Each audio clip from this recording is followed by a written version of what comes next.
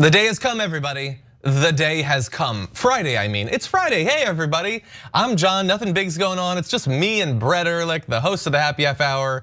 Two fun buds having fun on a normal news day. Brett, how's it going? I'll tell you what, John.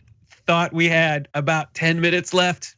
Then the show started, if I must be honest. Yeah. I was like, John, make sure that the microphone's off. And then the show began. And I wasn't ready. Because I've become a zombie. Yeah, it's been a weird week. The only person who's more of a zombie than me is like everyone on CNN who still has the same level of energy, but they very obviously are just saying the wrong words. With the same amount of energy. Everybody just stay calm. Looks like we're having issues just like them. We're having a signal problem. Back. Okay, plug in your cam link, buddy. Okay, this is a professional operation. You don't see Steve Kornacki's monitor turning off. Anyway, totally kidding. I'm very glad to have you here because everybody, we're done probably. We're probably done, yay. And we're gonna talk about all that. It's been a very crazy week here. You've met us at a very strange time in our lives, America. We've been going with live videos and you have shows in the morning, so we have a rundown. I remember some of what's on it, but Brett and I are gonna work our way through that, talking about what's been going on with the election, a little bit of additional news, and then of course, a very special edition of Garbage People. Can't wait to find out who Brett has for that. As well as we do have, we still haven't named it, and we probably never will, but the exact opposite of a garbage person. I have a suggestion for that today as well. So whether you're watching on Twitch or YouTube or on the app or anything like that, thank you for joining us. Please hit the like button or whatever button, start hitting buttons, let people know that we're live. And as we go through this hour to, let's keep it real, 90 minutes or so, you can send us messages and Brett and I will be responding throughout. That said, Brett, this is normally the time where you pitch, you let us know what's gonna happen with Happy Half Hour, but that's actually not happening, right? Happy Half Hour will be a rerun of the previous episode. And I will say there is a common room tonight, and it is a 5-person common room. What? Unprecedented. I will be very tiny in a little 90s style TV in the center. But Aishwarya, Asher, Sophie, Marissa, what? The producers who brought you election night will have a postmort on it, really. That's awesome. You will get to see the sheer exhaustion in the eyes of the people frantically flailing behind the scenes. And then the following week on Common Room, we're gonna do the crew. Damn, that's awesome. And the week after that, because there's a lot of crew to make this possible. So we're building it out. That's what we're doing. Nice, awesome. And, it's gonna be fantastic. But that sounds check fun. that out tonight at 6 p.m. Pacific, 9 p.m. Eastern on twitch.tv/TYT. Awesome, definitely do that. We've got great producers. You got main show producers there. You've got our producers who are absolutely awesome. They did virtually all of the work on the show today. I mean, keep it real, they generally do, but today especially. And so it's gonna be awesome to have everybody getting a chance to get to know them a little bit better. Really fast, I'm gonna read a couple of super chats because we are already being flooded with super chats. Normally we hold off. I'm gonna read just a few. Danger Dragon knows what's on my mind and sent it a super chat that is composed of just 3 letters. Brett, can you guess what those 3 letters are? I don't know. Hey, no. It's FTW would be good, but no, it's AOC because all of you are like hyper focused on looking back on the 2020 election. I'm looking forward to 2024. So Danger Dragon, we're in line there. Jacob Fergie says, take my money as a thank you for my only sincere laugh of the day. I saw the clips of Cenk watching John and Brett make fun of him and Chris Cuomo from home and am dead. And it's funny because that just came up. That's the bet thing that we were mocking in that, right, Brett? I'll take that bet all day long, Janky you. Janky you. So good. Anyway, that was so much fun. Okay, yeah, always fun to make fun of him. Wellington Smith says, remember the 6th of November because you're effing fired. Big super chat, Wellington Smith, thank you. And everybody else who's sending them in, we're gonna try to get to as many as we can, but there is a lot of news, arguably some important news today, so we're going to jump right on into that. So we knew going to sleep last night that there was a good chance that this thing would be decided on Friday, possibly even Friday morning. And waking up, I immediately started scrolling and I saw that indeed some states had flipped. And I wasn't recording myself, so you don't get to see the look on my face when I realized that, but you do get to see the look on the face of some other people realizing it, including the Fox and the Friends. Here's a great tweet after Georgia had flipped as well as Pennsylvania from The Daily Show. Where is it? I don't know, we do have it, I think. Okay. I told you, it's a strange time in our lives. I will tell you one thing. I will tell you one thing that happened. And the reason that there is no guitar over my shoulder as there typically is because I immediately learned how to play Georgia on my mind in the wake of all this. Because I've been trying to sing it the whole day through. But oh, there it is. Yeah, they're blank stares. Kilmeade looks vaguely horrified. It's like he sees the Demogorgon in the distance in a dark forest. Yeah, and that is after Georgia had so narrowly flipped and Pennsylvania had flipped. Those gaps are now larger. In Georgia, they're slightly larger. In Pennsylvania, they're 4 times larger. But yes, Steve Doocy has the funniest look on his face there. Well, Doocy has the crybaby hair flip. Like, I don't know if people are familiar with the movie Crybaby or just like drawings of essentially like, cool guys from the 50s on motorcycles, the G-Eazy thing. Yeah. Like, Doocy in that graphic, which we just went to, it is thoroughly amazing. It is like this complete hair, like, man, I just fell off my motorcycle kind of look. And he's about to like flick it back over his ear. And Ainsley's despondent, but then again, she frequently has no thoughts in her, like none of them have thoughts in their mind. So this just might be it reminds me of that part of Westworld where they have in the basement just the storage room for the naked decommissioned robots that are just sitting there until someone turns them on. And then they're like, yep, here's a doozy with traffic. Yeah, exactly, yeah. And Ainsley looks almost as sad as when she was telling Trump how nice it is for someone to say they love you when you say you love them. Anyway, Trump said to America, I love you. And America said, go F yourself. So that's the result. And look, Brett and I have we've given our responses on a few different things. So this is just our small opportunity to do this on TDR. But I will just say, obviously, I'm already in the mode of sort of looking to the future and what needs to happen, but very good day. I am not that shocked because for the past couple of days, I keep saying that this is the way that the votes were trending, but it is good to actually see it, that this is effectively locked up right here. And so Brett, any quick thoughts about the fact that apparently we got it? I just like, as I was closing my refrigerator today, after I took the cold pizza out, I was reminded of Chick Hearn. The refrigerator door is closed. The lights are out, the eggs are cool, and the jellos are jiggling. Like that is the butter's getting hard. I screwed that up, but it is amazing. It is just, and then also echoing in my mind is the part at the end of Archer where it just goes, made in Georgia. Yeah, yeah. All of those things. There's a lot of thoughts to be had right now and a lot of strategies to figure out. There's a lot, and this, I think the smart people are doing that right now. Which frees us up to do other stuff. Sets up to, we frees us up. But yeah, I just think that in the wake of this, there's a bunch of ways to, I'm happy that Trump is no longer going to be the president. I'm terrified of what's going to happen after this. I'm reassured that the Pennsylvania state legislature has so far indicated that they will not send faithless electors to the electoral college. I am reminded that our electoral system is hilarious. The things that you only remember every 4 years about how it works, that like you literally have to have people go to the electoral college still. Yeah. And as much as we talk about like those 30 ballots or whatever, you have to send like Tim and Kippy to a place to say, here's my vote. even though everyone knows every other thing.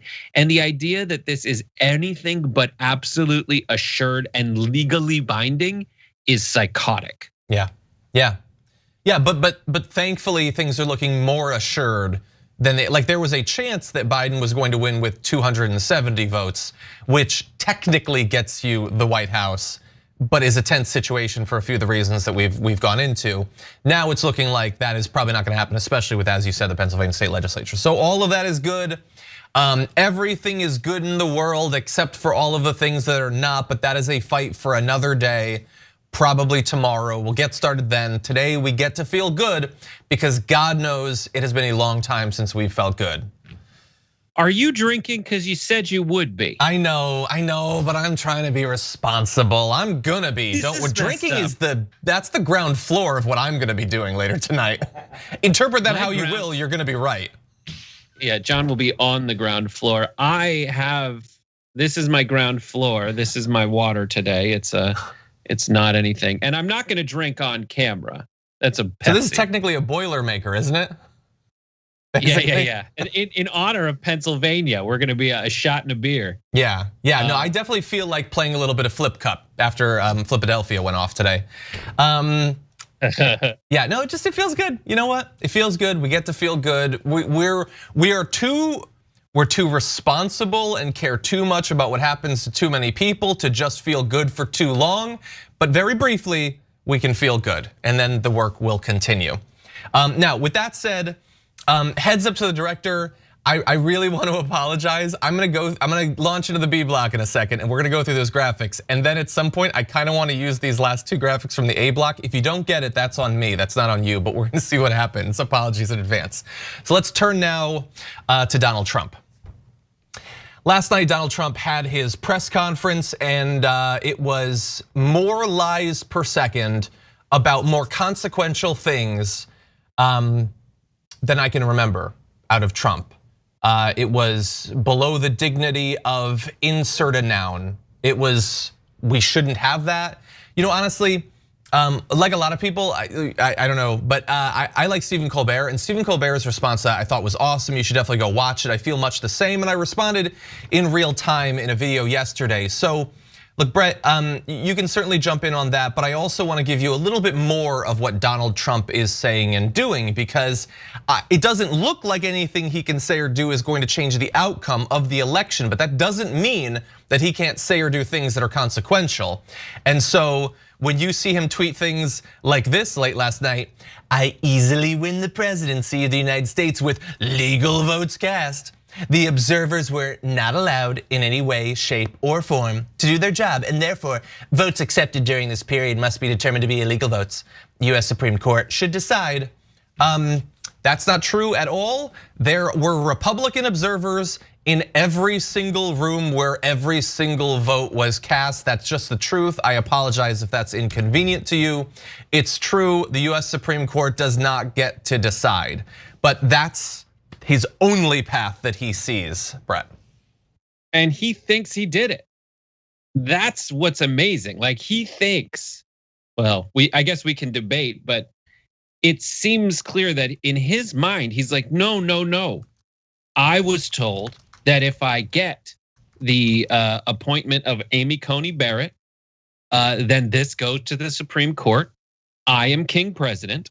The Supreme Court is king president's court. And that's it.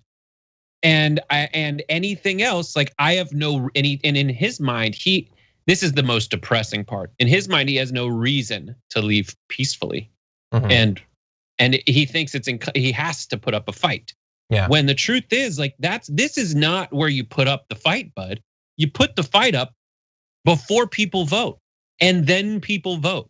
That's what the democracy is. And even Lindsey Graham today was qualifying statements, kind of saying, you got 48 hours to show us like your actual evidence. And the New York Post is turning on him. The New York Post headlines that they ran are pretty hilarious. I don't know if you showed them or saw them. No, I haven't seen one that. Is about the speech you're talking about. It says, downcast Trump makes baseless election fraud claims in White House address.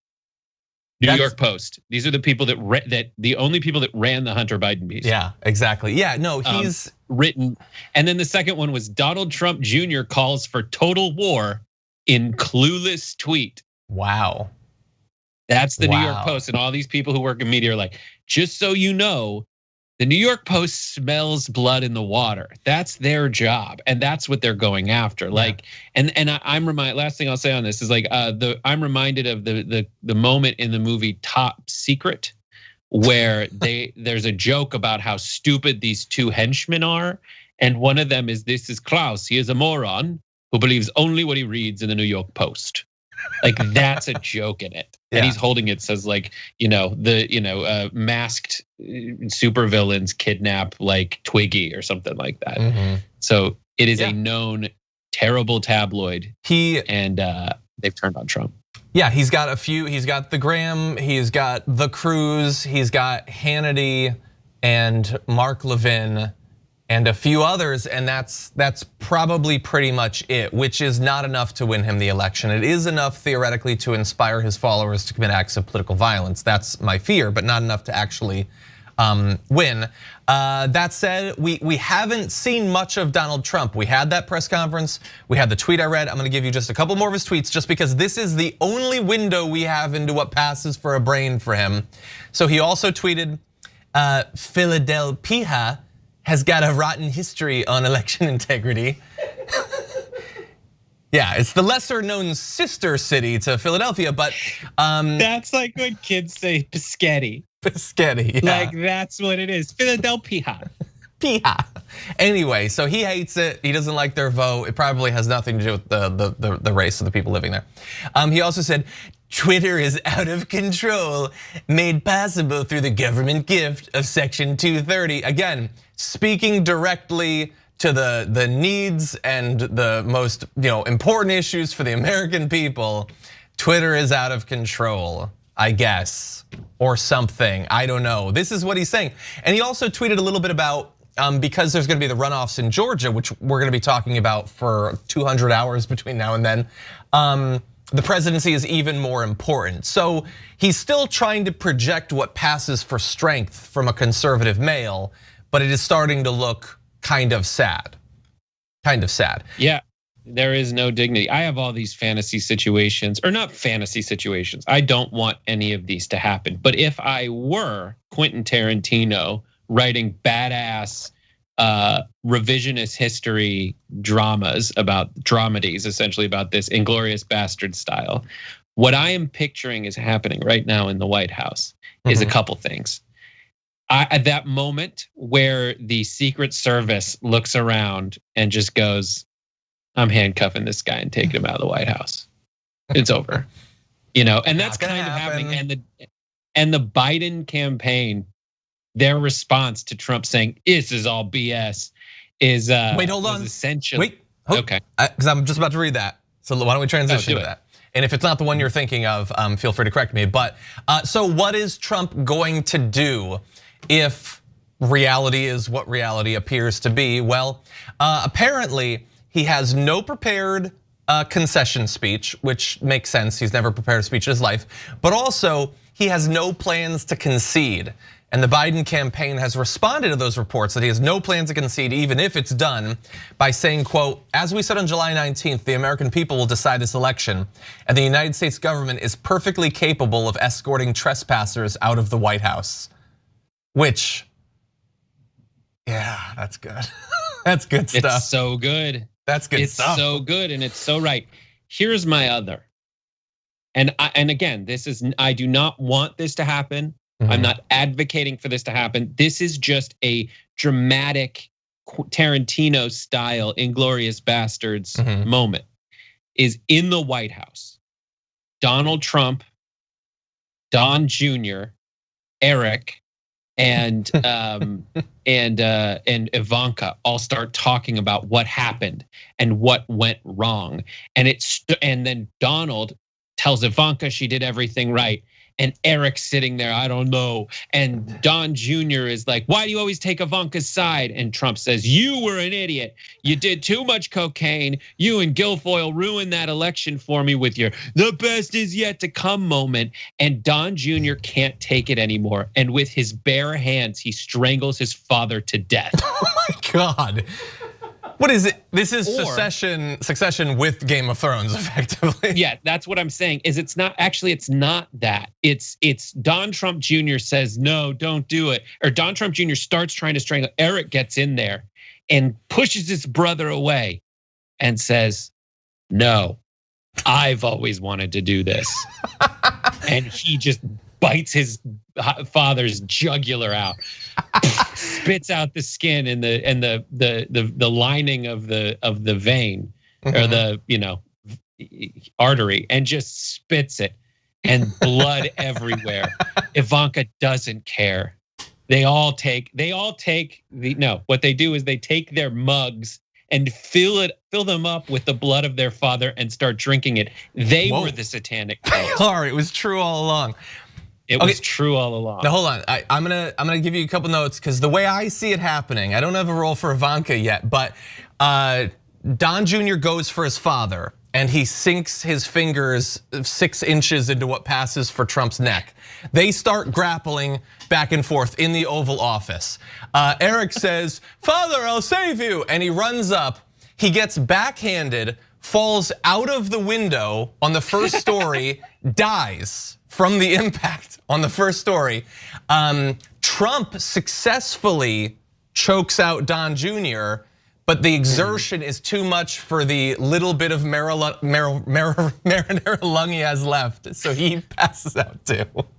It's beautiful. It's Shakespearean. It's not that. He's aspirated Big Mac.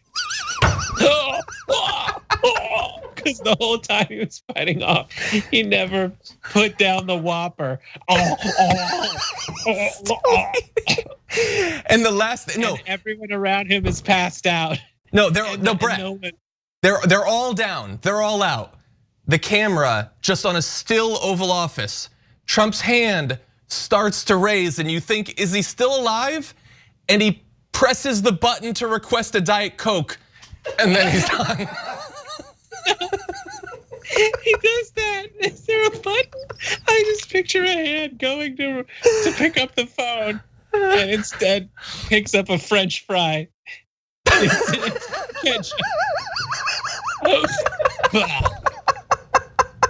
he dies. And if you want the closest visual, it's Jabba. Oh my God. And Slave Leia chokes him out.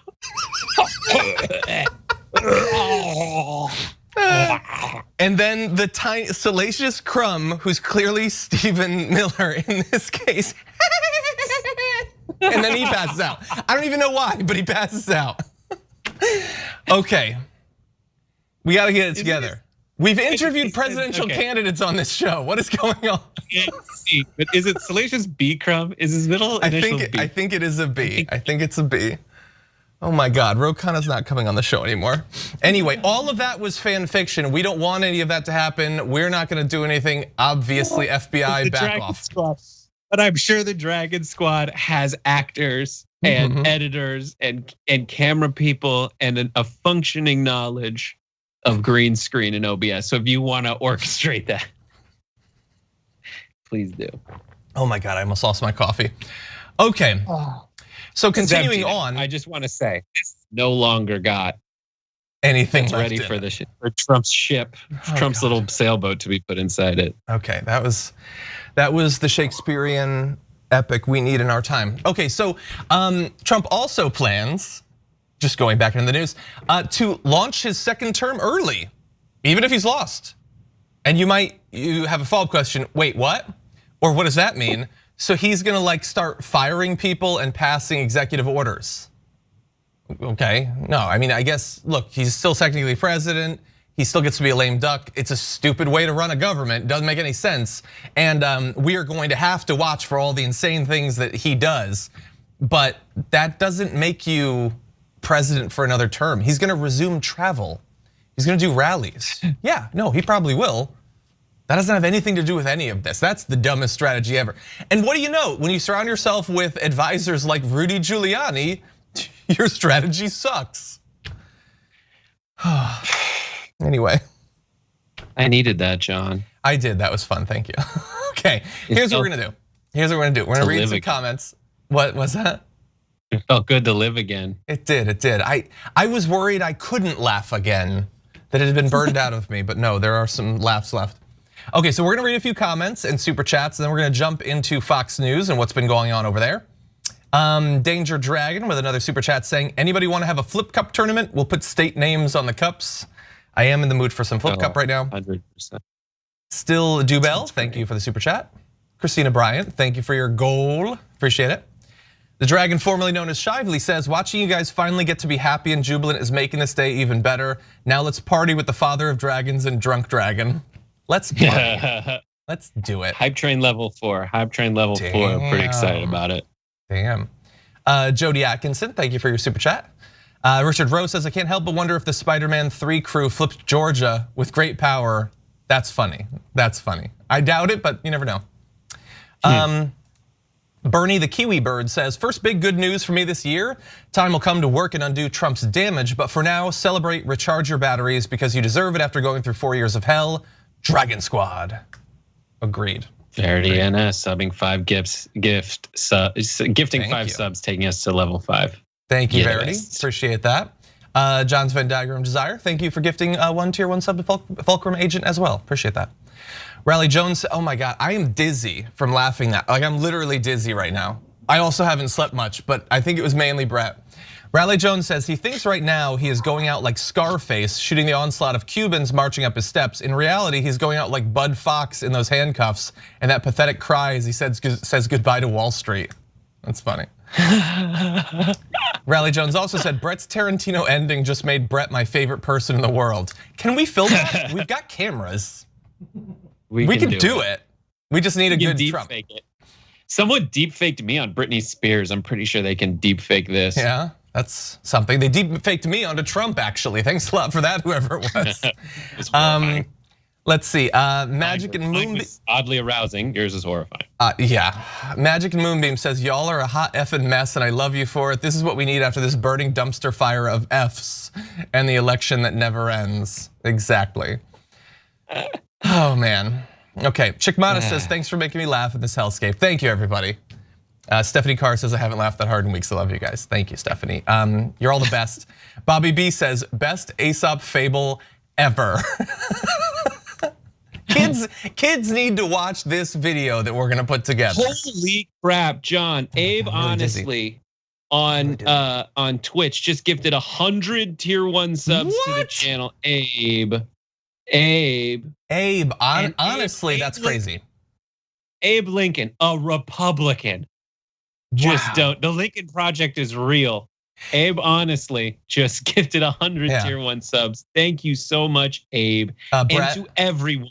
My big criticism myself is I don't get excited enough with all the people who give so much to this channel. And so this bud's for you. I would like to say that nobody has done more for the Twitch community than Donald Trump, except perhaps Abe, honestly. Maybe him. And Obi-Wan Kenobi. Yeah, like all the people who give all the subs. I'm so happy. Oh my God, it's so good.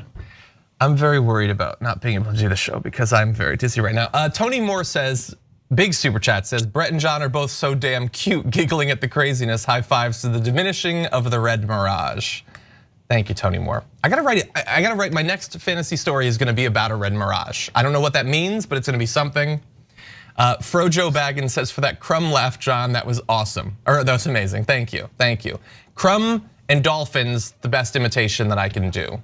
Brett, best imitation he can do is Smeagol, clearly. But anyway, okay, so why don't we jump back into this?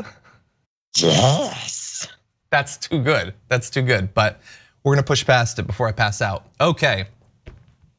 It has gotta be dawning on Fox News that this thing is wrapped up. It's done, but they're not ready to admit that publicly yet. So here is what they've apparently been telling their hosts and anchors internally. According to CNN Business, Fox News is instructing its anchors not to call Joe Biden the president-elect when the network calls the race, according to 2 memos obtained by CNN. The memos say Fox should stay away from using the description and instead say something such as Biden has, quote, enough electoral votes to win the presidency, which can be defined as being the president-elect. We're really just getting into wordplay here. The memos emphasize that the network should report moves by Trump's legal teams to challenge the results. Quote, we will report both sides until there is further guidance. Well, that's the most honest they've ever been. Fox called Trump the president-elect the day after the 2016 election, but it's looking like they're not gonna do that this time. And why? Because Donald Trump is a tiny, tiny, tiny little creature. And that is the only explanation for it that I have. Brett, what do you think? Dishonesty is the best policy. Fairly unbalanced is another one that I would throw out there. Yeah, and good luck telling this, because it's amazing Fox News right now. Think about it. One of the chants that happened outside, I believe it was the Arizona, one of the Arizona counting locations, was that group of unhinged Trump supporters chanting Fox News sucks. Yeah. Over and over again. So that is on one end of it. But the Brett, other isn't end, that you the have answer? people that are like, listen, I'm a journalie. What? But I mean, I think that I invented the term journalie. Journalie. I think that is the explanation. They have to get through this time. Every Republican is worried, how do I get through this time without angering Trump's base and not calling Joe Biden the president-elect? That seems like one way to try to navigate that. Oh, everybody's doing that. Everybody's asking, everybody's saying, I love Trump's base for what it gives me. And part of that is like the essence of our system is people need to be held accountable to voters. But it is very true that people at Fox News don't like those people very much. They're all New York elites. Yeah, that's true. But a lot of them, and Trump included, has been able to pull this off, essentially getting that massive base of voters to rally around him. They are all, and this includes all the people in DC, all the elected officials who kept their jobs while Trump is losing his job. They've been able to pull it off. That's my analysis of the situation. How are all these state races staying fine for Republicans, but they just lose Trump? And the answer is, well, they danced it right. Yeah. They absolutely carried off exactly what they needed to do to at least keep their jobs. And now they're wondering how they can keep that base happy when the person that facilitated the other elected officials keeping their jobs and Fox News getting all these profits by appealing to them in targeted ways. They're basically asking, how do I keep all the good stuff and not lose all the bad stuff while still being happy and not having to really address the needs of the MAGA voter? Yeah. And that's where they're all at right now. And I would say, listen, people who are who are extremely racist and are part of MAGA for that reason, I'm never gonna get through to them, and that's fine. Yeah. But I don't think, I'm gonna say, listen, I understand that you have some financial needs that you need met. And if you're serious about that stuff, I would say forget what you feel about me personally. And I think you can do that because Donald Trump is a New York billionaire by your estimation, and you overcame your hatred of New York billionaires for this. Just look at these pamphlets, these proposals, and see if they appeal to you. Yeah. And if you can get over your hatred for woke culture, then the way you got over your hatred for New York billionaires, maybe you can vote with your pocketbook instead and give a big up yours to all those Fox News people and all those billionaires that are funding the establishment Mitch McConnell types, and actually vote for people who really will benefit you and your family. Yeah. Yeah, well, that's an ongoing battle we're gonna be following. But a little bit more on some of the Fox personalities. Over the past 24 hours, as it's become increasingly clear that Joe Biden was going to win this thing, some of the Fox people you're probably going to be familiar with started to coalesce, it seems, around a potential strategy. This is not on Fox, it's on his radio show, but here is Sean Hannity.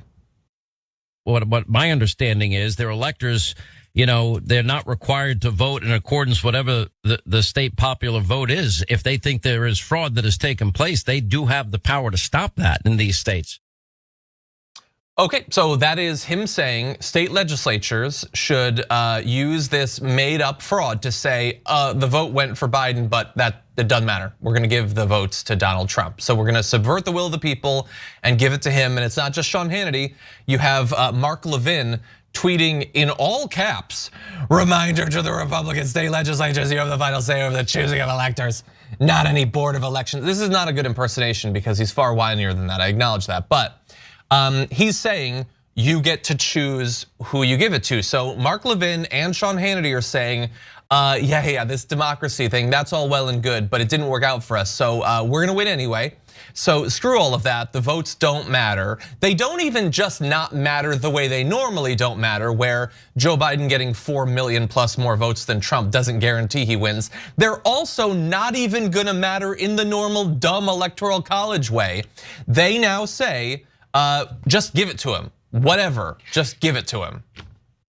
Sean Hannity, Mark Levin are advocating for the abolition of the electoral college as we understand it. Yeah. That's it. Listen, there are a couple things that there is no good reason for Republicans to talk about, or anyone to really talk about, and that is saving the filibuster. Who cares? No person is like, oh, I'm grabbing my gun to defend the filibuster. No one gives a crap. No one cares enough to learn enough to. There's actually no filibuster. There's also a filibuster. There was a de facto filibuster. Same way there's a de facto filibuster right now in the Senate. There was a de facto filibuster in the House when it first started. And the way they got around that is just locking the doors and counting people when they wouldn't say they were present. Like all this stuff historically is very, very muddy, and people pretend like it's etched in stone somewhere, when really the idea of cloture is invented. The only reason the filibuster exists is there's no limit on how long you can talk in the Senate. They just didn't write it down. Yeah. And why did they do that? They had faith that people would be like, all right, if you got more than half, it's gonna be fine. Yeah.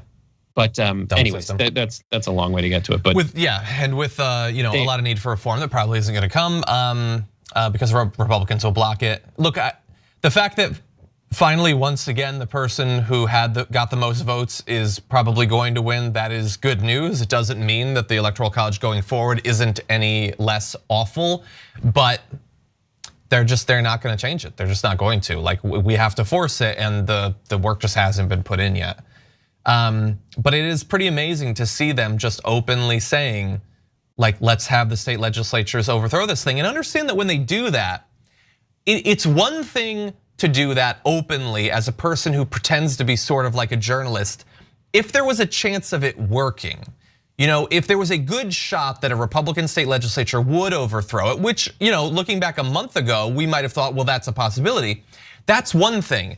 But to say that when it doesn't appear that there's any chance of that happening, so like coming out as fundamentally against democracy when it isn't even pragmatic, sort of, it's like, it's almost an identity thing. It's a vice signaling thing. It's saying, I want to reassure the Trump base that I'm more with you than I am with democracy. It's not going to change the outcome, but I hate this system as much as you do. I think that that's significant, and we need to remember that. Yeah, and my pitch again is like, do you hate rigged systems run by establishment weirdos who pretend they care about you and don't? Like, same. Do you think the money corrupts? And when it comes to deciding who to take care of, they only take care of giant companies who don't care if you live or die. And I'm lumping in like the Zuckerbergs, the Bezoses, like, yeah. Think about it. Yeah. Just think about it. Yeah. Taibbi's out there writing like, who's the true party of the working class? And my response is like, well, we can have a conversation about it. You're pretending like 3% of a shift is like a huge shift. I would say, yes, it is troubling. And I think that was his point overall. But really, like, let's have that conversation. And now's the time to do it. Now is the time for progressives to go state by state, because this is an electoral college system still, and say, what does progressivism look like in your state? What the next step is to say, listen, and something that Bernie Sanders said on our air, Joe Biden sees himself the way FDR was. He sees himself as a person coming in at the tail end of a massive crisis. Yeah. And I know this might be counting my chickens before the hatch. Someone who comes in at the tail end of a massive crisis and says, I, like FDR, will come up with solutions that get us out of it. Using the government because I want to. No, it's Joe Biden. He doesn't. But because I need to. Yeah. And this is the time for that. And that's all we're saying. This is the time for that. Meanwhile, what are we going to get out of it? Good paying jobs, good paying union jobs. If that's what you were talking about, yeah, we'll do it. And the infrastructure to drive and facilitate the industries that you want to bring back. Yeah. Yes, let's do it now. Yeah. And to that point, look, whether he can do that is, the results of the Georgia special elections are going to be very important for that. Okay, we got a little bit more in just a sec, but VG Knight, just wanted to say a quick thank you for gifting subs on Twitch. But we've been talking about Fox. Let's talk a little bit more about Fox really fast. Trump is off there in the darkness, brooding, angry, looking for scapegoats. That's why when like Brad Parscale is still tweeting, I tweeted at him that inevitably Trump is going to sue him, right? Like he's gonna blame everybody, including his campaign managers. But anyway, he also blames Fox. In the same way that his base is chanting that they hate Fox, he has been talking endlessly about how angry he is at Fox, that only 9 hours a day is devoted to running a tongue softly along the bottom of his footwear. And so apparently, according to tweets I'm seeing, we don't have the elements for these, but John Santucci sent out two tweets saying, vibe in the president's inner circle this morning is a bit of a stalemate. Many discussions of what to do next, and they are splitting into two roads. One, what legal challenges are possible, and obviously there's not much there. Two, dusting off the plans for a Trump TV-like network should this end. And the second tweet says, on life after, anger at Fox Murdoch family cannot be understated. Should he lose, Trump wants to destroy Fox. Aides believe they can steal hosts Hannity and Carlson. Sources believe Trump will never admit he lost should we get there. Instead, stick with rigged, fraud, stolen. I think that's 100% right. But once again, it looks like he is looking to how he can monetize not just his base, but his fired up base that he will convince this thing was stolen from. And he needs an enemy for that. And the enemy looks like it's gonna be Fox News. And I'm fine with that because it divides everyone that was in that coalition. Now, the scary thing is, so strategically, the MSNBCs of the world are gonna think it's a good strategy to scoop up all the folks that didn't, make their way into the promised land of Trump TV. And that's one discussion. I don't think those two things are mutually exclusive. I don't see why Trump wouldn't both advocate for legal challenges, because that would help him keep the White House. And in the meantime, talk about Trump TV. I think the most likely scenario is Trump makes a hard play for a massive ownership stake in OANN and licenses his name onto the network, rebranding it as the Trump's American Network, because that's his move anyway with every building you see. Do you know what the acronym for that would be? TRAN. I was gonna say TAN, but yeah, anyway. TAN, Trump American Network. That's pretty good, come on. Oh my God, TAN, fake TAN news. John, let's write it. TANN. Anyway, so that's not a bad idea and a lot easier than setting up your own thing, especially if you want it to be TV, assuming OAN's on TV in some places, right? I think it is. I believe it is. There is no way of knowing it, John, not to out both of us on here, but like if you look at the lower thirds that are on OANN, they look like John and I photoshopped them, like not knowing how to Photoshop. Yeah, really. That's funny because we definitely could Photoshop better than that almost instantly. It would not take. Those are so bad. It's like was that like a Video Hive template pack they bought in 2004? Why do they look so bad? Well, John, I'll tell you why they look so bad. This is really inside, but there's like actual like services that you can get. They have, people type in real time like what they want the lower thirds to say, and it goes on camera. Yeah. Like this, what John and I have done, I assume for you, because I've seen it on this channel on YouTube, it's like your old stuff. And then the way that TYT worked when we first went to TY quarantined or whatever it is, TYT, that was me photoshopping and saving the lower third files in real time, and they would change at the bottom of the screen. Yeah. Like that's what would happen, and that's what it looks like they're doing. Like it's one dude at his like workstation, and that's it. Yeah. Just like, dude, like look into Photoshop layer styles. Use a gradient. Use a drop shadow. And for the love of God, this is why news networks don't use orange generally. It looks god awful. But anyway, maybe once it's the tan network, they'll shift the colors very slightly. Okay, now with that, we are gonna read a few comments and then launch into the other news. DeAndre Clark says, this is just for Brett comparing Steve Ducey's hair to G-Eazy's, who's in fact the Steve Ducey of rap. That's funny. Camille says, bwahaha, thank you for a much needed laugh. Thank you, Camille, that's very sweet of you. Farsight says, AOC for Speaker of the House. American politicians are far too old as it is. I hope AOC runs for president in 2024. Thanks for all of your work booting Trump out of the Oval from Sweden. Thank you, Sweden. I think that 2024 is gonna be difficult for her, but there is sort of a path I can map out. I don't see how she could possibly become speaker in that time, because that's less about convincing the people and more about convincing establishment Dems that are gonna fight her with every bone in their body. Rye Guy says, that whole scenario you guys just made up about Trump was amazing. I laughed so hard, thank you. Also, Trump losing is such a relief. Hopefully we can make it through the aftermath safely. I hope so. I think that I'm gonna try to get next Monday, Francesca and I are gonna do a top 10 lame duck Trump actions. It's probably gonna be horrific. Hero of Light says, since the theme of the next 4 years is progressives versus centrist Democrats, how do you begin to win over family members who are staunch Pelosi-Hillary stans? I've clashed with my mom so many times with these kinds of arguments.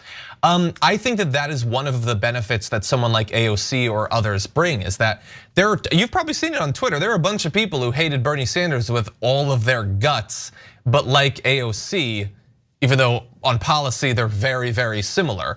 I think that the squad and squad 2.0 are gonna win over people that they kind of opposed Bernie for reasons that don't necessarily have to do with his progressive policies.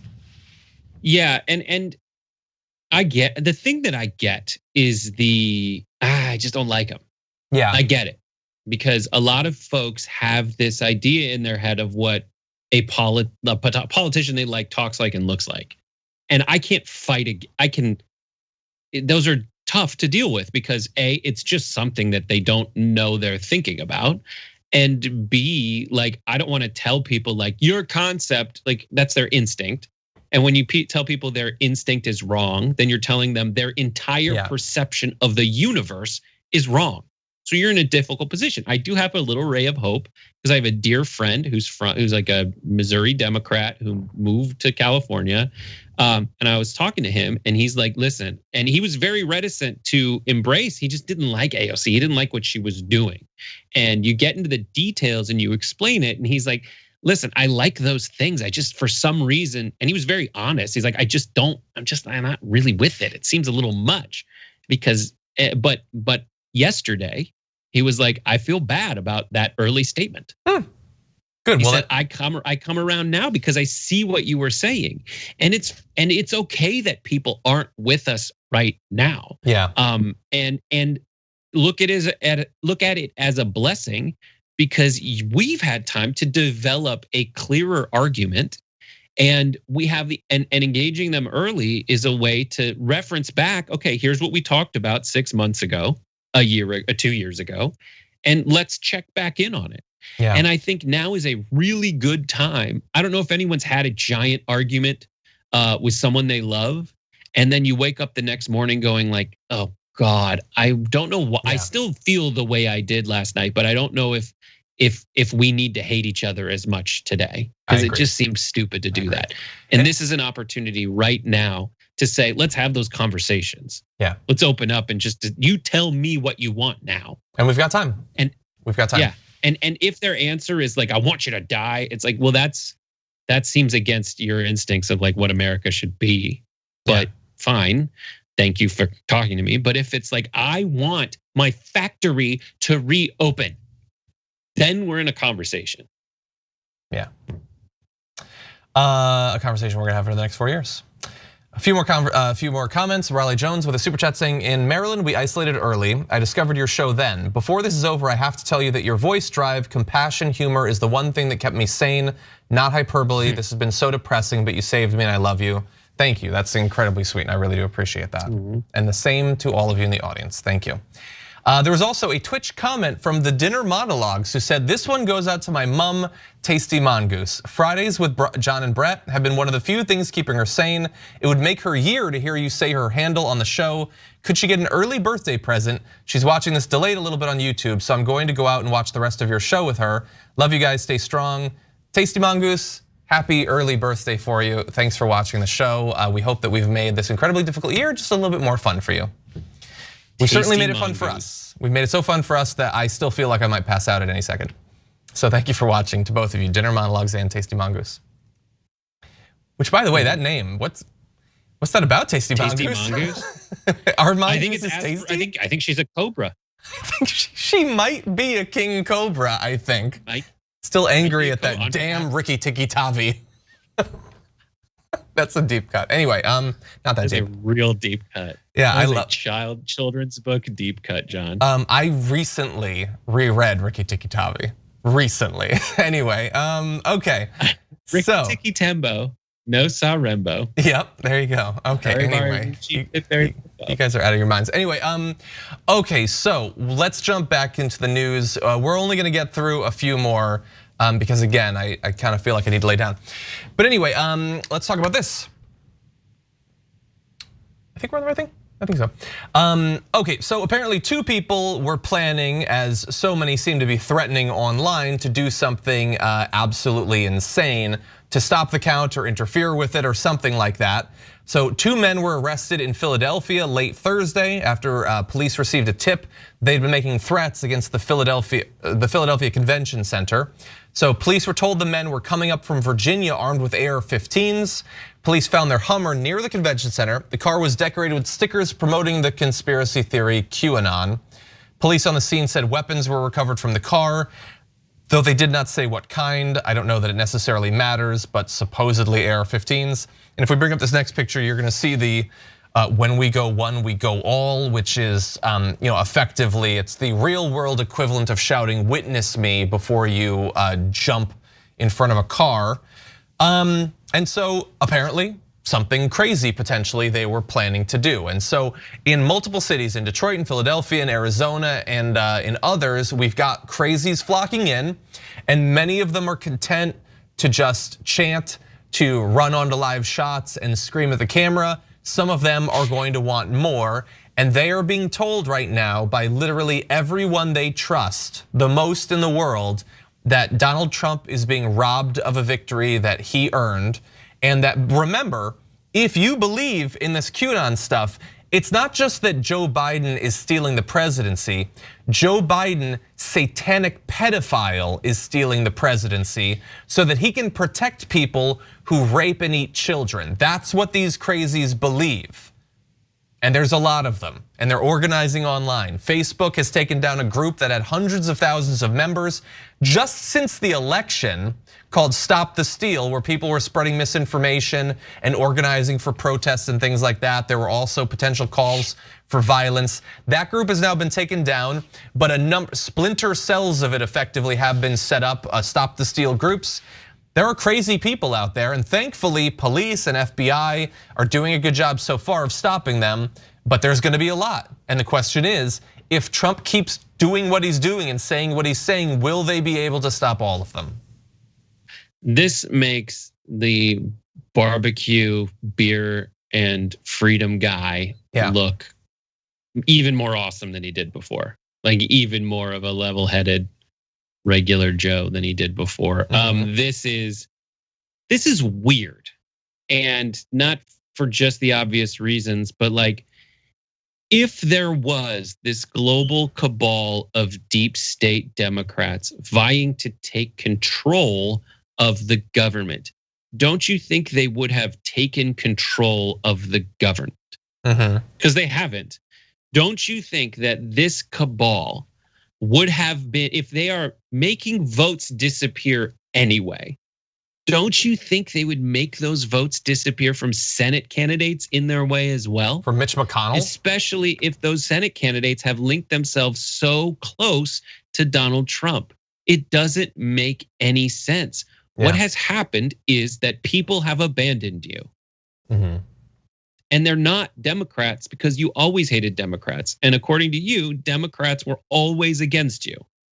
Now, who has abandoned you are Republicans. Those are the centrist suburban Republicans who think it's a little much. And I would just say, if you and the family are packing a grip of AR-15s into your Hummer and heading to shoot Philadelphians, I feel like that a bit much argument isn't a bit much. I feel like it's about right. Yeah. And so, look, we don't even know exactly what that's about. I mean, the idea that they came up there, they have the QAnon thing, they have weapons, that does not guarantee that they planned to shoot the place up, although it seems like a valid concern. I'm worried about it. But yeah, this thing could stretch out for potentially weeks. We're gonna have recounts in Wisconsin, potentially Michigan, although it seems like the gap is too big, but they might still try. Pennsylvania, Arizona, Nevada, and Georgia. So those will all be targets for days at the very least for somebody to do something crazy. And you've got, people like Steve Bannon talking about cutting off people's heads. Roger Stone wants to hang people. Harlan Hill says it's war. And they are all, remember, because these are all right-wing grifters, they are competing right now for the Patreon backers and the money and all of that in the future. And the way that they get that right now is by appearing the most unhinged, because Trump fans want someone to say, go kill these people. They just want someone on a screen yelling at them that it's time to start cutting off heads and shooting people. And so we've already seen some of that. Steve Bannon's account on Twitter has already been banned as a result of that. And we're gonna see more of it. You have the more mainstream Republicans like Mark Levin and Sean Hannity saying, end democracy, just give it to Trump no matter what the voters say. And then you have other people saying, it's not just that this thing was stolen, it's that you need to steal it back. You need to fight and all of that. And so, yeah, very worried. Everybody needs to definitely be on their guard. And even more credit to the people who are doing the counting, knowing that they could potentially be the target of political violence.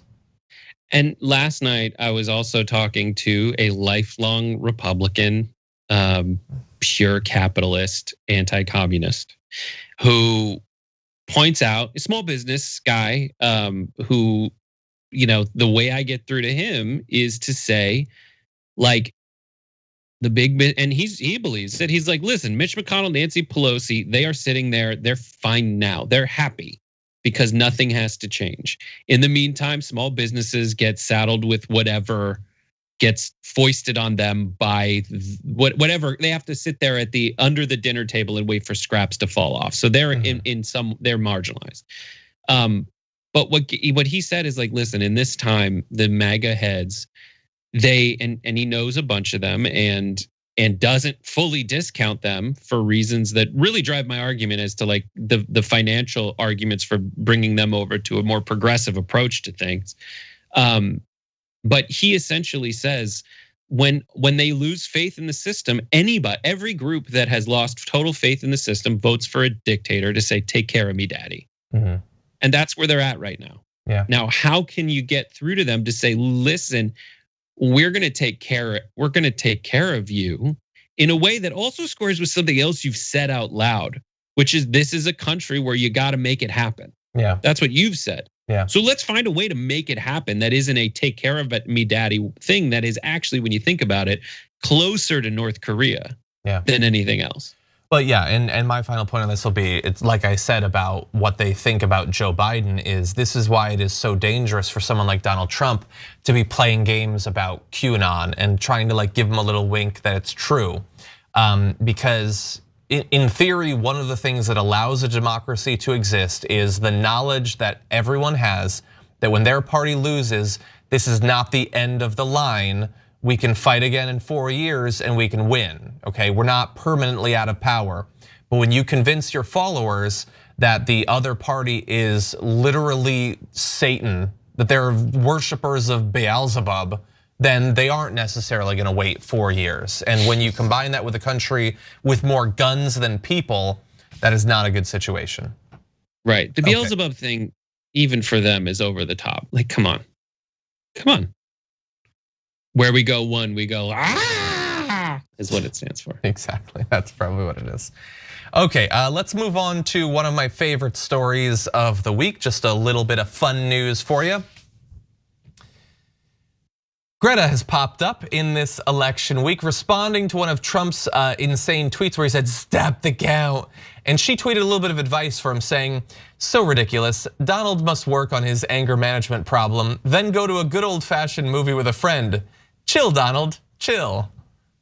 And when I saw that, I was just the happiest person in the entire world because of course that is her mocking his tweet against her last December, somehow implying that because she had been featured on Time, she was mad, not him who was freaking out about a magazine cover for a little girl. It never made sense, but I just love that she's watching from out there outside of the US and sticking it to him. I love it. It's like getting mad that kids get more presents on Christmas. It's the same thing. What the hell? Where's my train? Where's my choo-choo? Huh? Why don't you just be a normal kid and like play with the box that came in? Give me the choo-choo. Like, it's so ridiculous and it's so good. And again, it plays into that narrative that I hope everybody sees. Like Donald Trump is a giant baby. Yeah. How can you look up to this guy as an alpha dog? I mean, maybe you see him as an alpha dog because dogs fight even though they're much dumber than people. Yeah. Is that what it is? He is as smart as a dog and he snarls. The problem is he doesn't have any teeth, guys. Yeah. He doesn't have any teeth. In fact, you're the dogs. He's treating you the dogs because he sicks you on people. Yeah. And that's it. And half y'all are bots. And he's been very clear about how much he hates dogs, by the way. But yeah, as to the no teeth thing, that's the thing. There is almost nothing sadder than a full-grown man, the president, having a feud with a teenager. The one thing that's sadder is losing in that feud, seriously. Like you look like such an, aren't you supposed to be good at memes and stuff? Isn't that like your whole movement? And you guys are just so losing to Greta and I love it. Now, really fast, she had previously weighed in a little bit on the election. She, partially because of Trump taking us out of the Paris Climate Accords. In October, she endorsed Joe Biden, who has pledged to return the US to the global pact on his first day in office, which would be literally the least we could do to deal with the climate crisis. There's a lot more that we're gonna need, and I'm sure she's gonna be pushing for that. But his complete hostility to doing anything about the climate crisis, even acknowledging that it exists, that is seemingly enough to make a villain or make an enemy out of Greta Thunberg, and I'm glad that she's out there continuing to do work. My question for you is, because this segment is sort of the inverse of garbage people. It's awesome people. Does Greta get it for that line? Or we have a last minute challenger for best line of the week. And for those of you who have already been watching TOIT so far this morning, you've probably already seen this. But the last minute challenger potentially is Ilhan Omar, because Donald Trump has been saying he's gonna take her state because she's awful and refugees are awful and all of that. And he got destroyed there. And Ryan Grimm asked her about that, and she said he effed around and found out. It's just so good, and I don't know who's better. Is it Greta's line or is it Ilhan's line? I don't know. Hers is more aggressive, and so for a congresswoman, that's really good. And we know how much anything she says and does gets under their skin. But it's Greta doing the deep cut from last December from outside of the US that just feels so good. I don't know. Can we have a poll on Twitch? We'll refer to it later. We gotta have a poll. Brett, what do you vote?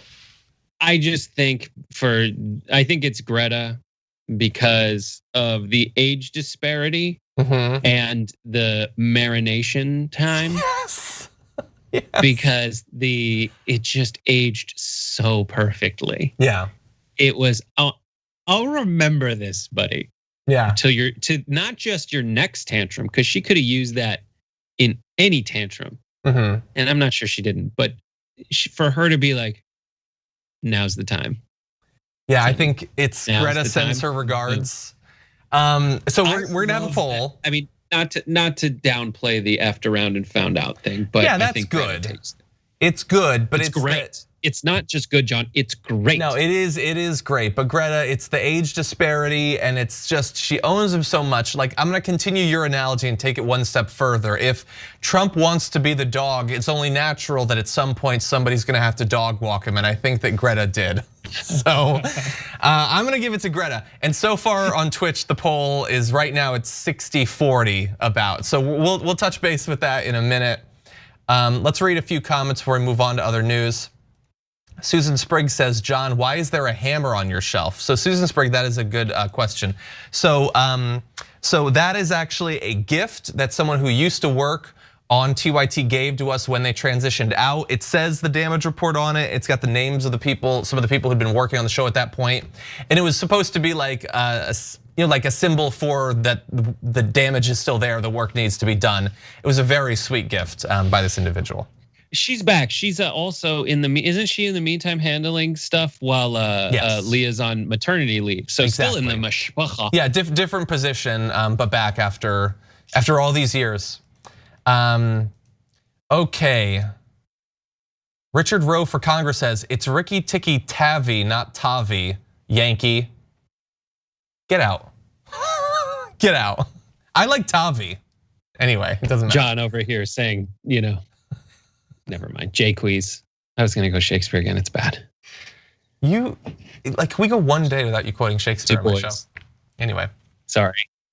Okay, so a few more messages. Let's see. May Money Debility says, dang, John, take a nice nap. No, I'm going to. You don't understand. I'm literally 2 minutes after this show is done. I'm gonna go into studio B and I'm gonna lay down on the floor. I'm gonna go to sleep. I think I need it. How does Steve Kornacki do it? Today? They have pods, by the way. Oh, do they? Okay, that's a good idea. We should get a pod. Maybe not in the pandemic, but AN says, my dad is a UAW line worker who genuinely believes that Bernie was going to take 40% of his paycheck and wouldn't let him bargain for insurance. He wouldn't accept any explanation that contradicted that. Dude, no, Bernie would obviously have the back of the union workers. And I guess it's a messaging thing. It's a disinformation thing as well, but.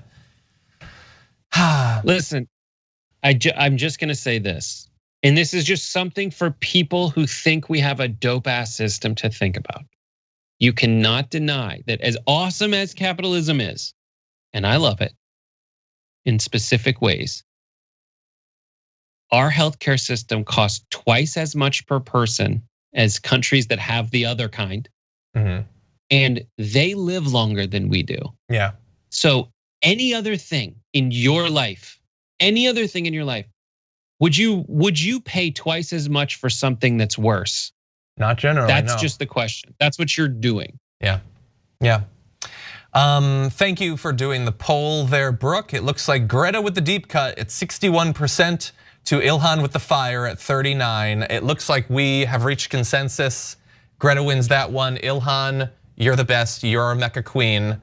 We'll see if you win in the next go round. Hero of Light says, since the theme of the, oh no, I did read that one. Thank you, Hero of the Light. Elizabeth T says, wait, I was driving. The camera pans wide to Melania pulling her hand away one last time and walking away. That's funny, we didn't include Melania. We'll add to it in future weeks. Haley D says, they can't find a millennial on Earth willing to Photoshop for them. That's OAN, that's funny. Bryce Ratliff says, people have taken notice. Mike Pence and Kayleigh McEnany have been deleting all of their tweets on Twitter dating back to Halloween. Curious. Gonna have to look into that. Is that real? I don't know. I can't confirm or deny. I trust everything that happens in a super chat, but we will see. Kathleen Velasquez says, my mom believes Trump and I can't get through to her. She's smart, loving, and good, but she drank the Kool-Aid. Today she blamed HRC, Soros, and Obama. I send her articles, she sends me conspiracies, help. I wish that I could. I don't know how. That's devastating. It's devastating. Nikolai says, so far so good. Thank you for your great work and keep up the good fight for democracy and the progressive agenda in your country. Congrats from Denmark. Thank you, Nikolai, I appreciate that. Stuart Mack says, thank you, America, from a Trump golf course infested Scotland. Yeah. Those are probably gonna be taken by Deutsche Bank, don't worry. And Sharpie Diesel, thank you for your super chat as well. With that, why don't we jump into this? Okay, we're gonna do the F block and then we're gonna go to garbage people. We're not gonna have time for the Lincoln Project, unfortunately. I'm gonna try to balance. We have a lot of news to cover with, I literally might fall off of this stool. Okay, so in the election, not only do we have the good news that Joe Biden has apparently won, but there was other good news as well, some of which we've mentioned, but we wanted to give you a quick little roundup of the good things that are happening below the level that a lot of people are focusing on, which is the presidential election. So as many people know, Florida passed a minimum wage increase of $15 an hour, but you also have Portland, Maine, passing minimum wage increases, which is absolutely awesome. Now, for some of those workers, it is gonna take a few years for that to come in, but that is a significant improvement to the quality of life of literally millions of people in those states, and that should not be missed. And thank you to the organizers, Fight for 15 and DSA and a lot of other great organizers in those states that have done that. That is a very significant win of the most important kind. Yeah, you remember that in your messaging. And this is one of those things where like, there's two ways to look at it and both are worthwhile. One is people like wage hikes. Yeah. They like making more money, especially hourly. Hourly is such a freaking like, when you're doing it, they have quantified how much time I've been hourly, I've been salary. And salary, you're like, all right, I know how much I'm making. Everything else is around the, I'll try to find other ways to make money. With hourly, you're just like, I have to work more hours. And it gets to you, it gets to you. If they're not guaranteed, it gets to you. Yeah. And things to counteract that are making more money every hour and guaranteeing that. And people like it. And then the other thing is, there have been plenty of politicians who have lost, who profess themselves to be $15 or higher wage candidates, but who lose in the same election that a one issue proposition for that is on the table. Yeah. And what that proves to me is that people don't trust politicians. Yeah. They don't like them. There's too much extra baggage. And what you need to do is to message, no, I am just for those issues. Vote for me on those issues because they're not. Yeah, well, that'll be a successful winning strategy, I think, for AOC. Yeah, and you remember way back in 2016 when Trump was asked about wages in a debate, he twice said that they're too high. How is that not in ads? Like, just play him saying the wages are too high and then have the narrator ask, do you think your wages are too high? Donald Trump does. That wasn't an ad. In two candidacies, it wasn't an ad. I know it's not everything, it's not the solution to everything, but I think that seems pretty good to run in a state where 60% are saying minimum wage workers need higher wages. And by the way, 60% of Florida isn't on minimum wage. That is tons of people who make more than minimum wage saying, I think they should make higher wages. This is clearly, I think, a message that could win. And I think something that helps you in states like that, Maine is one of them. Plenty of times the people of Maine on referenda have said, this is what I want, beyond the shadow of a doubt. Yeah. And in Florida as well. In Maine, it was ranked choice voting, and they had to do it twice because the legislature was like, no, please, no. Yeah. And then in Florida, it was people who have basically repaid their debt to society. Can they vote now? And by a supermajority, again, it was voted for. And the Republican state legislature was like, nah, that's not gonna work for me. Yeah. And they said no. Yeah, love it when The legislature vow to uphold, vow to vote yes, and tell people that. Like, listen, the same reason you're voting for this as a referendum, instead of just trusting that your politicians will make this stuff happen for you, is the same reason you should vote against your existing state politician, because they're lying. They just want you to think that they're got your best interests at heart, when really we now have them on record undoing what you told them to do. Yeah. Okay, I'm gonna run down a few other awesome things that happen around the country. Oregon became the first state to decriminalize drug possession, not marijuana possession, drug possession, like all of them. Doesn't mean it's legalizing everything, but it is decriminalizing all of those drugs. Colorado voters rejected a 22-week abortion ban. Colorado voters approved a paid family leave program. Two awesome ones for Colorado. California approved a ballot measure that will allow formerly incarcerated people on parole to vote, which is great. For some reason, at the same time, people saying people on parole should be able to vote didn't think that people who are gonna be 18 for a general election should be able to vote at 17 for the primary that will produce candidates for that. I don't understand why. So weird. It's so weird. How is that not a slam? Yeah, you know what? No, I don't want 17-year-olds in my primary. What? I mean, I guess that's the fear that some centrists have, that they would vote overwhelmingly for progressives, but there's still 17-year-olds. They would literally be the least turnout group in any of those elections, and still people didn't want to give it to them. But they did give it to people on formerly incarcerated people on parole, which is good.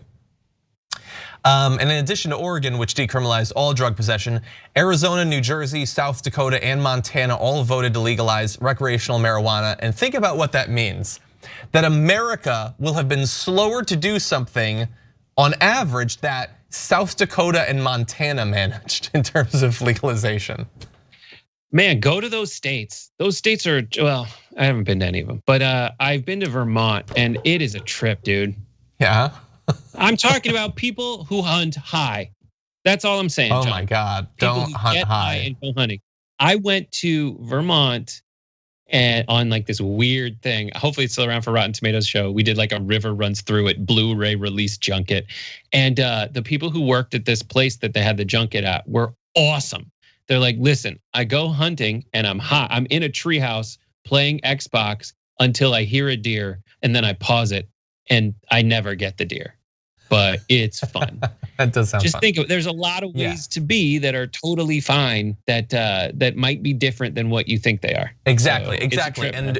with that as the transition, there were also great wins across the country for LGBTQIA plus candidates, including Sarah McBride made headlines when she became the first openly transgender state senator and highest ranking transgender official in the country. Awesome there. You have Stephanie Byers will become Kansas's first ever openly transgender elected official, and Vermont elected its first openly transgender candidate, Taylor Smalls, to the state legislature, so multiple victories there.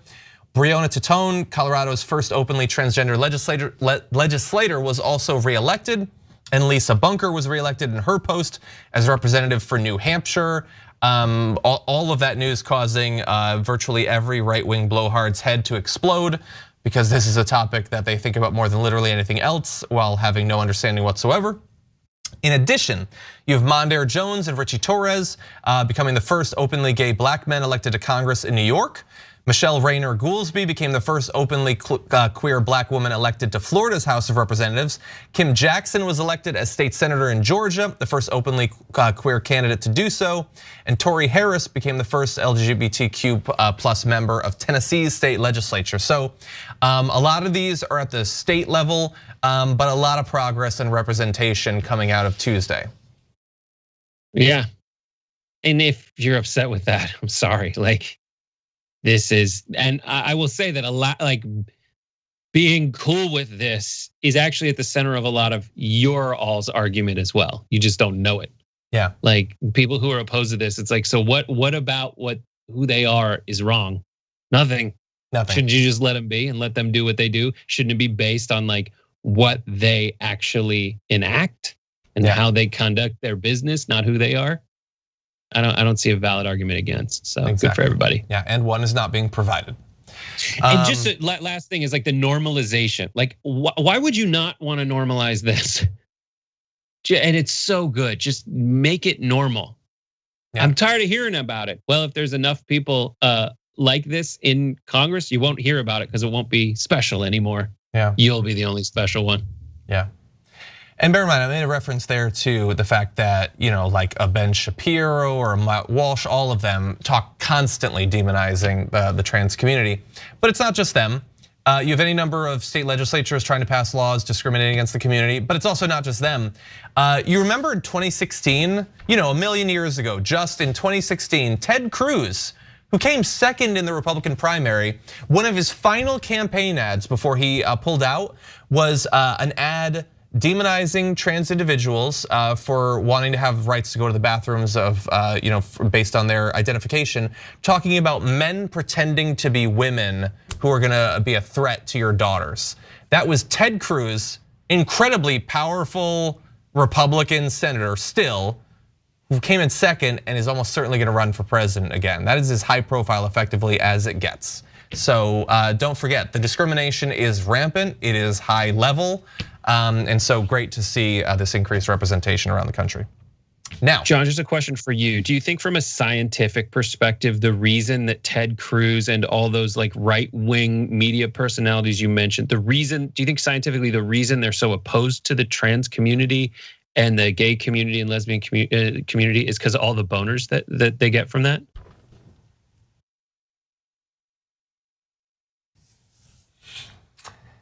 I'm too dizzy to deal right now. I think my serious, non-jokey answer is that I think they wish that they could openly demonize gay individuals the way that they could up until just a couple of years ago.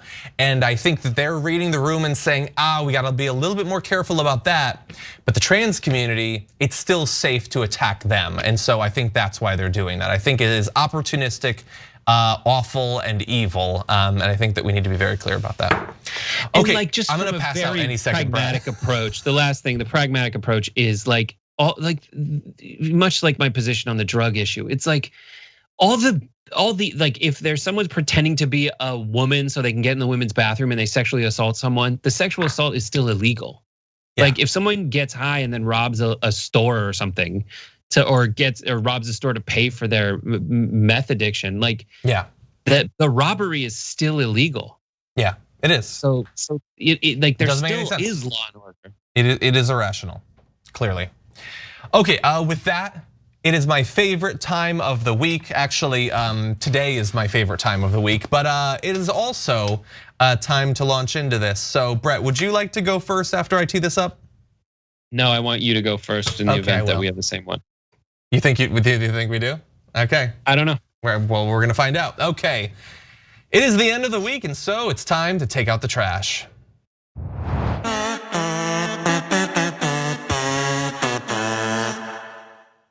Welcome everybody to the garbage people of the week. I'm seeing in the Twitch chat the awesome garbage people emojis that were made, including by Norma. Thank you for making those.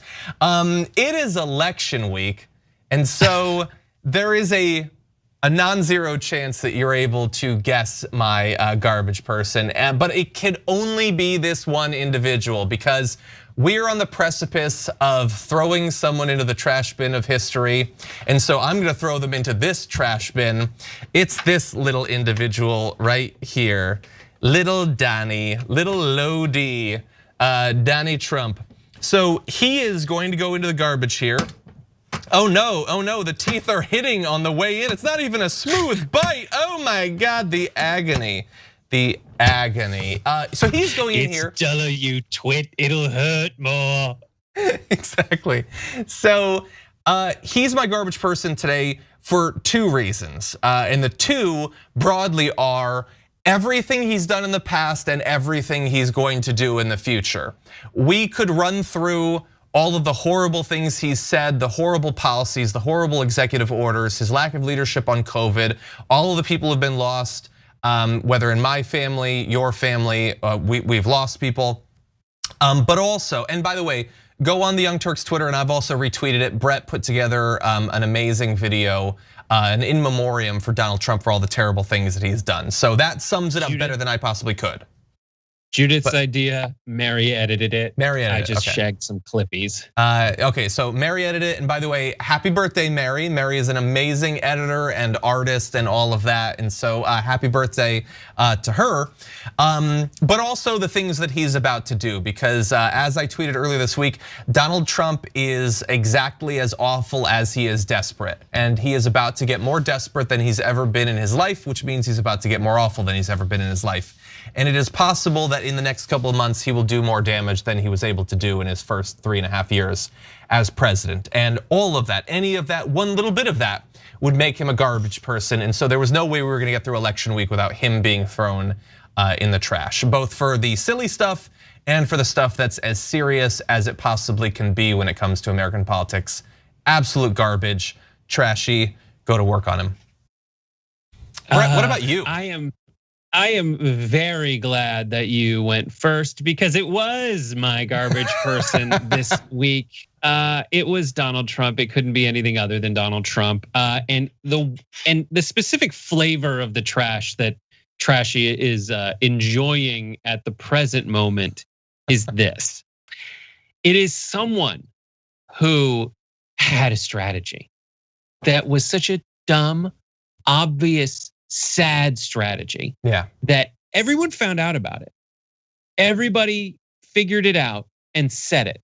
And for all the people who are rightly pointing out, yourself included, that Bernie Sanders was on Jimmy Fallon saying, yeah, this is what's gonna happen. Yep. He himself, Bernie said, a lot of people are saying this because a lot of people were saying this. And that played out.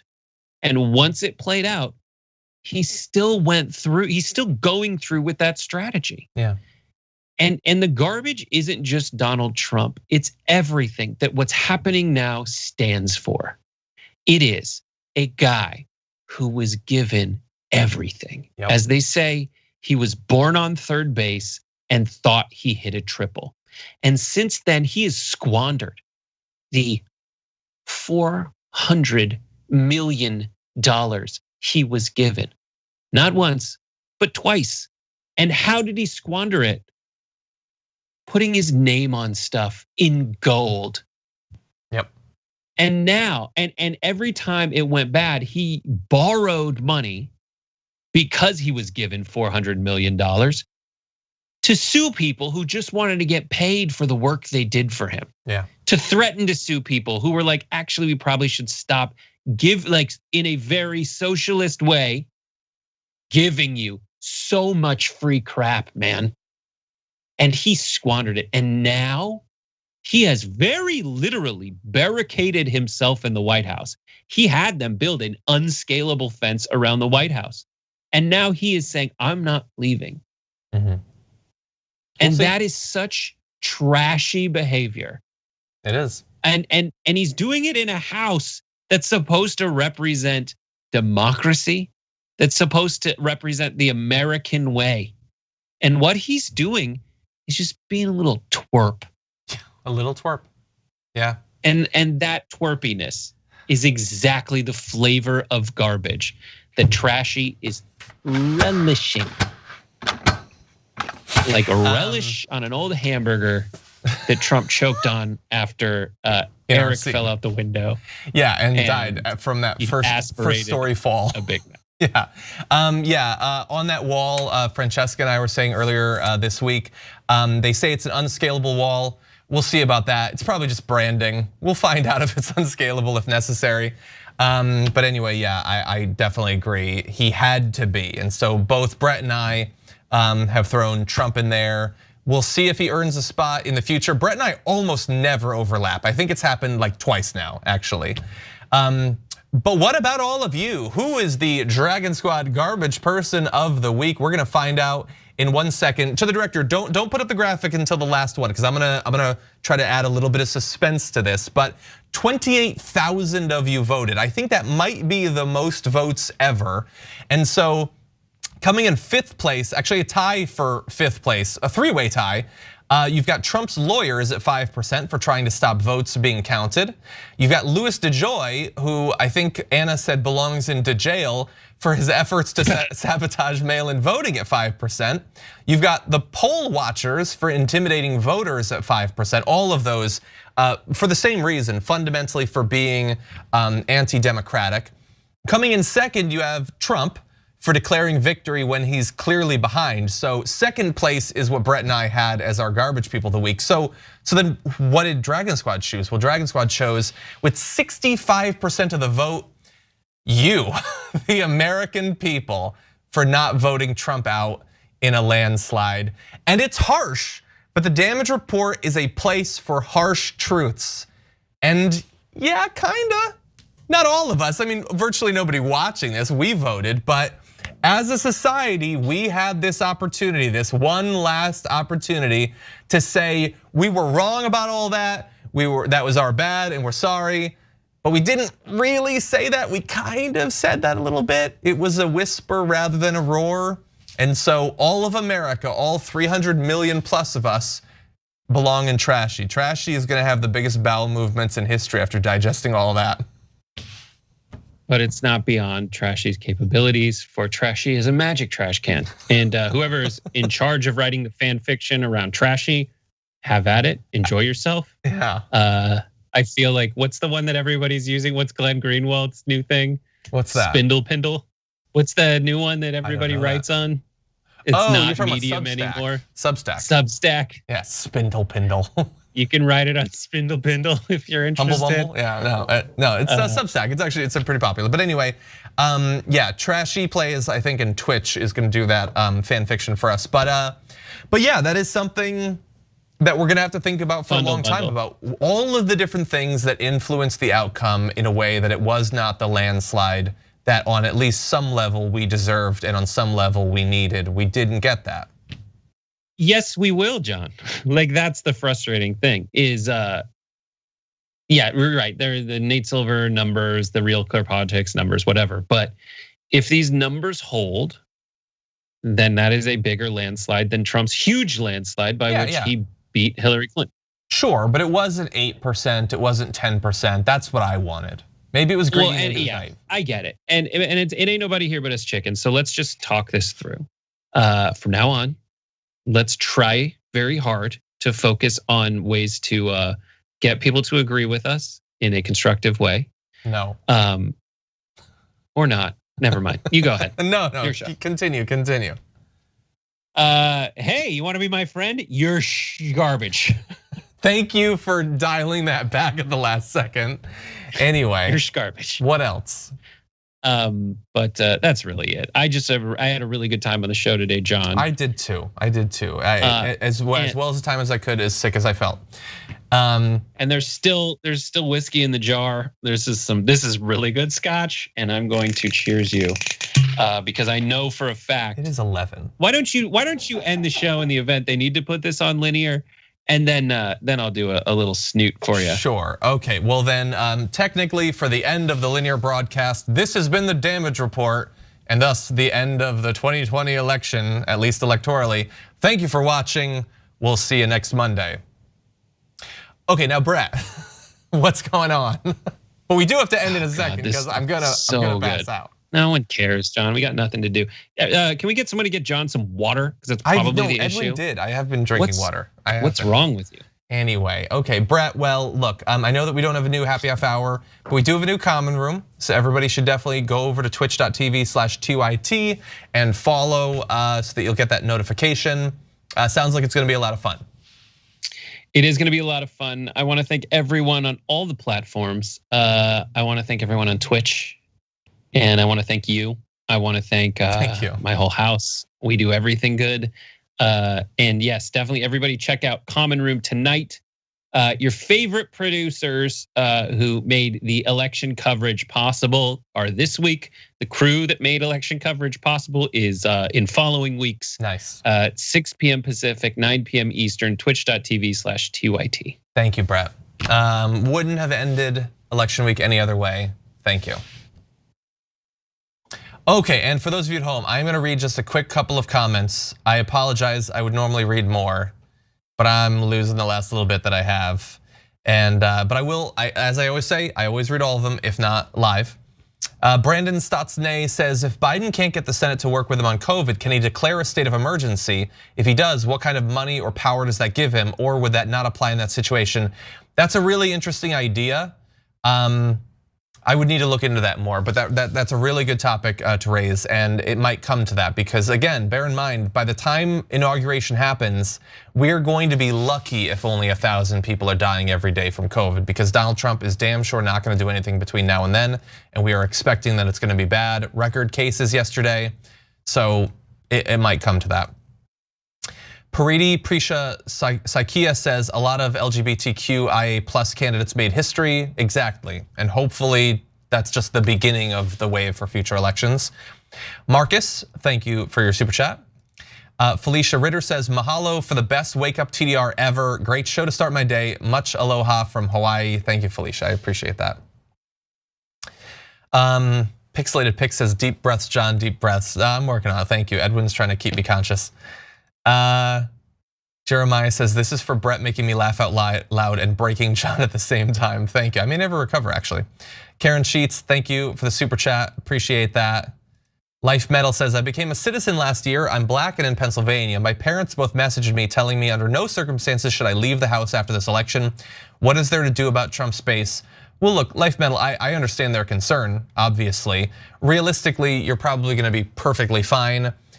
We err on the side of warning. That's what we do. I did it for the day of the election and I was thankfully wrong. The fear about terrorist violence didn't actually happen, but I don't regret any of the warnings, nor do I for the next period. You should definitely do what you need to do to feel safe.